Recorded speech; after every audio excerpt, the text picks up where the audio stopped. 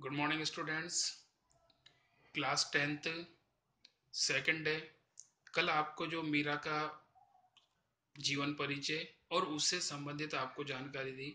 मीरा के दो पद आपको बताए मैंने, और मीरा के दोनों पदों के माध्यम से लेखक मीरा ने अपनी भक्ति भावना अपने आराध्य श्री कृष्ण के प्रति समर्पित की है। मीरा के पहले पद है, हरि आप हरो जन की भीड़। मीरा यहाँ पे कृष्ण से अपने उद्धार की कामना करती है। साथ ही वो ये मानती है कि जिस प्रकार में कृष्ण ने अन्य भक्तों और अन्य उनके भक्तों की पीड़ा को हरण किया है, ठीक वो भी उनकी पीड़ा को हरण करे। मीराबाई लोगों के दुख से द्रवित होकर कहती है, हे प्रभु, आप लोगों की पीड़ा को दूर कीजिए। आपने पौराणिक समय में अनेक भक्तों की लाज रखी थी। उदाहरणतया आपने द्रौपदी की लाज रखने के लिए चीर हरण के अवसर पर उसके वस्त्र को इतना बढ़ा दिया कि वे दुशासन के हाथों लज्जित नहीं हो पाई। आपने ही अपने भक्त प्रहलाद को बचाने के लिए नरसिंह भगवान का रूप धारण कर उसके प्राणों की रक्षा की। आपने ही डूबते हुए गजराज को बचाया था। हाथी का कष्ट हरण के लिए आपने ही मगरमच्छ को मारा था। मीराबाई कहती है कि मैं तो आपकी दासी हूँ, आप मेरी भी पीड़ा दूर कीजिए। मीरा ने यहाँ पे इस पद के माध्यम से अनेक उदाहरण दिए और उन उदाहरणों के माध्यम से अपनी मुक्ति की बात कही है। पहला, जैसे उदाहरण द्रौपदी का दिया, और द्रौपदी का उदाहरण महाभारत के प्रसंग से लिया।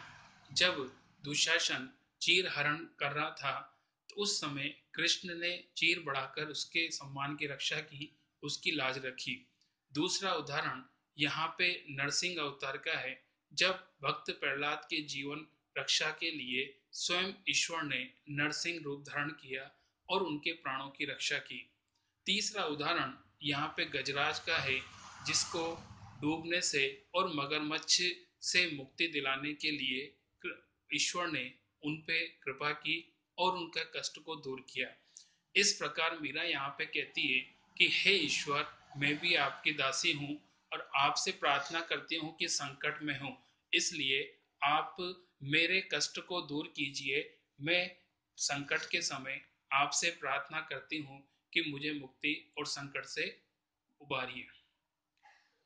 दूसरा, ये तो हुआ आपका कला भाव पक्ष। दूसरा इसी में भाव पक्ष है। भाव पक्ष की बात करें तो जैसा आपको मैंने बताया कि मीरा की जो भाषा है वो सरल है, सरस है।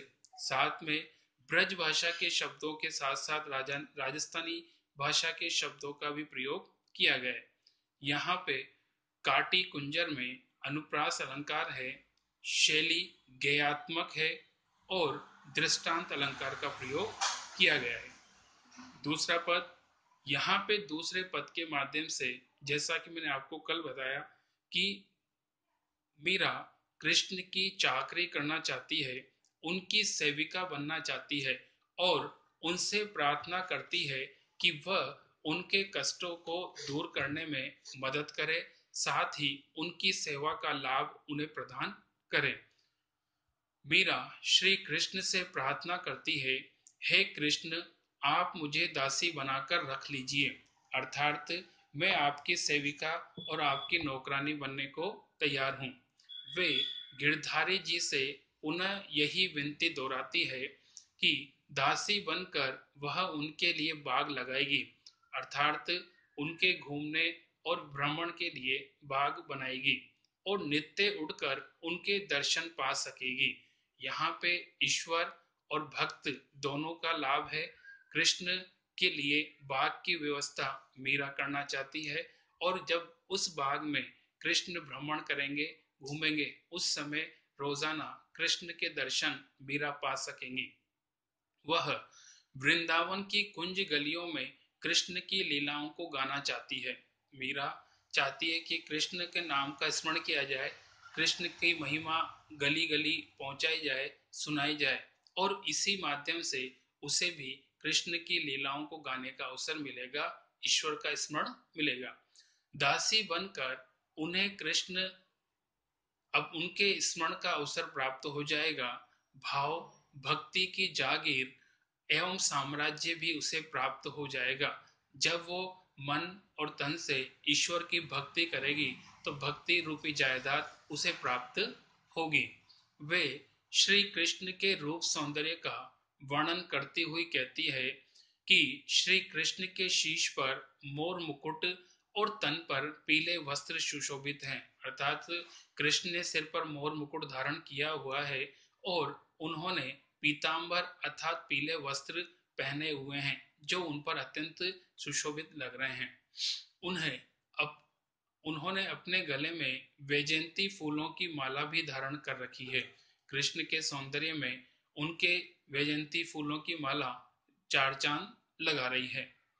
वृंदावन में वे गायें चराते हैं और मनमोहक मुरली बजाते हैं, अर्थात कृष्ण वृंदावन में गायें चराते हैं और उनकी जो मुरली है वह मनमोहक है, मन को मोहने वाली है। वृंदावन में उनके ऊंचे ऊंचे महल है। मीराबाई महल के विशाल आंगन में फुलवारी लगाना चाहती है। वे कुसुम्बी साड़ी पहनकर अपने प्रिय के दर्शन प्राप्त करना चाहती है।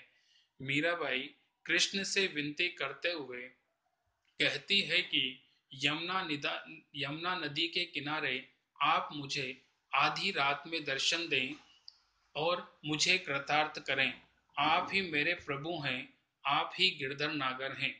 मेरा हृदय अपने प्रिय श्री कृष्ण से मिलने के लिए व्याकुल हो रहा है। कुल मिला के यहाँ पे कृष्ण का रूप सौंदर्य और मीरा उनकी चाकरी करने की बात कहती है। भाव पक्ष में जैसा कि यहाँ पे है कि मीरा ने दास्य भाव की भक्ति प्रकट की है, वो उनकी दास या सेविका बनने को तैयार है। साथ में राजस्थानी भाषा का प्रयोग हुआ है। भाव भक्ति और मोर मुकुट और मोहन मुरली में अनुप्रास अलंकार है। ऊंचा ऊंचा बीच बीच में पुनरुक्ति प्रकाश अलंकार है। संपूर्ण पद गेयात्मक शैली में है और पद में माधुर्य गुण विद्यमान है।